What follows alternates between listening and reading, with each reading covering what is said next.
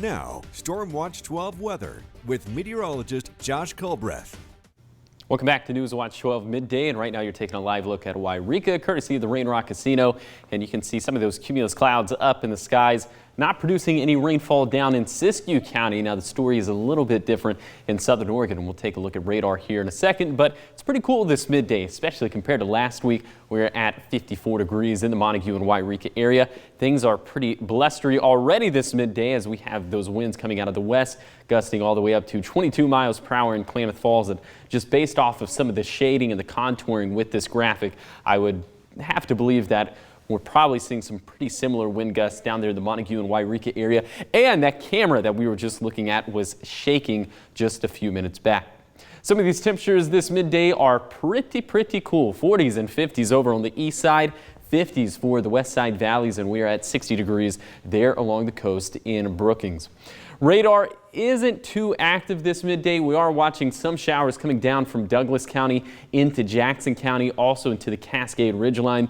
Snow levels this morning were around 4,500 feet. A little bit later in the day, they're going to get up to around at 6,000 feet. So maybe we're seeing some snowfall up there in the Cascades. We're not anticipating any big time accumulations at all. And I feel like what I just said can be translated to Jackson County with these little rain showers that are moving through right now. Any potential rainfall accumulations, you can just forget about it. In fact, I'd be very surprised if any of this precipitation was actually making it down to the valley floor. So let me show you what happens a little bit later in the day with Stormcast, and not a whole lot. By the time we get to dinner time, maybe we could have a few sprinkles up towards Crater Lake, up towards Chemolt, but I think further to the south we will be dry. Not only drying out, but also these clouds begin to break apart as well. I think we'll see a fair amount of sunshine, especially down in Siskiyou County and over on the east side, and we will continue to be dry right into Tuesday.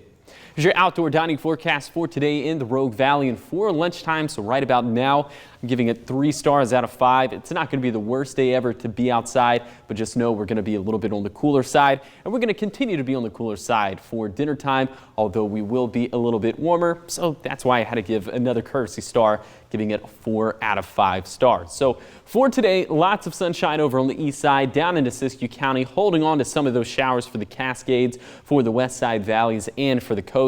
The general rule of thumb is that inland we're going to be about 15 degrees cooler than average for this time of the year. And then overnight, it is going to be a downright chilly night once again, especially over on the east side, as temperatures will primarily be below freezing there.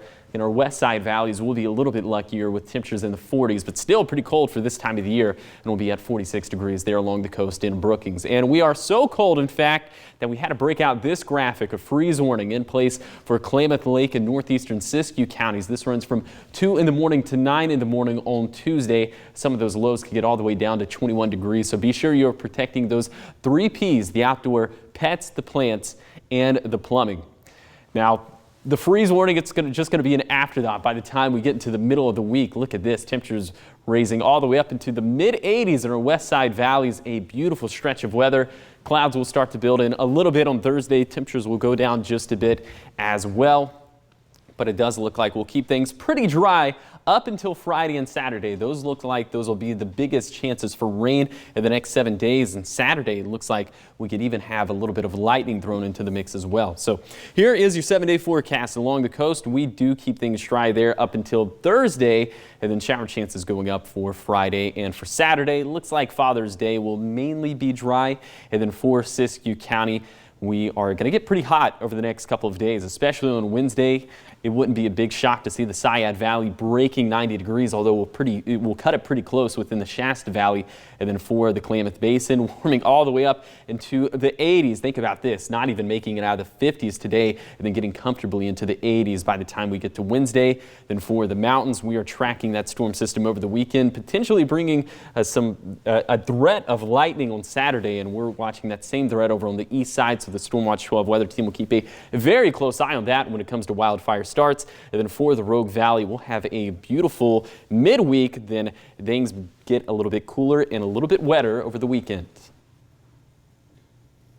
Well, Josh, you covered a lot of ground there, and it looks like, mild temperatures really relatively through the week.